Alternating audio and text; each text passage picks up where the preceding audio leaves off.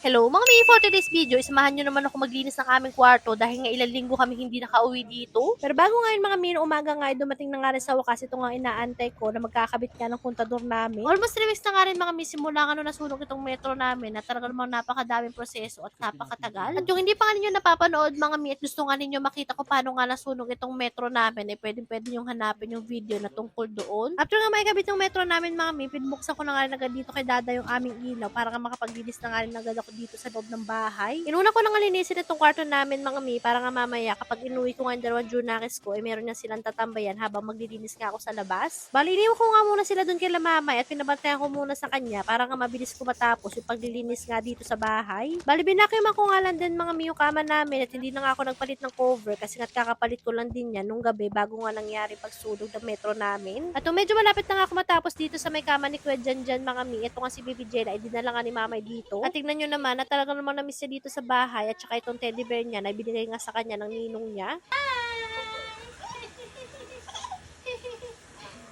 Sinunod ko na malinisin itong dresser ko mga mi kasi nga tignan nyo naman at parang dinaanan nga ng bagyo dahil nga sa sobrang gulo. Halos hindi ko na rin kasi talaga nagagamit itong dresser na to mga mi kasi nga wala na rin kasi talaga akong time para nga makapag-ayos-ayos. At halos hindi ko na nga rin kasi alam talaga kung paano nga pagkakasyahin yung oras ko dahil nga ako lang din mag-isa dito sa bahay. Gusto rin kasi talaga ni Kuya Janjan dito maglaro sa lamesa na to kaya naman pati yung mga gamit ko na paglalaroan din niya. Bali tinanggal ko nga lang din muna yung mga laman pagkatapos pinunasan ko lang din muna pagkatapos binalik ko na rin siya sa mga kanya-kanyang lagayan nila. Bali, ito ang mga lipstick ko mga mi, dito ko na nga lang muna inilagay sa maliit na basket kasi nga ilagayan ko talaga ng lipstick ay hindi ko nga malaan kung saan nga inilagay ni Kuya Janjan. After naman yan mga mi, dito naman tayo sa pinakamagulong part ng kwarto namin at dito nga yung mga tambak na damit namin. Ewan ko ba mga mi, ito talaga yung trabaho na hindi talaga nauubos at hindi talaga natatapos. Yung tipong kakatupi mo lang pero meron na namang panibagong nakaabang na tupiin. Pero ang tanong, nagtutupi nga ba? Charis.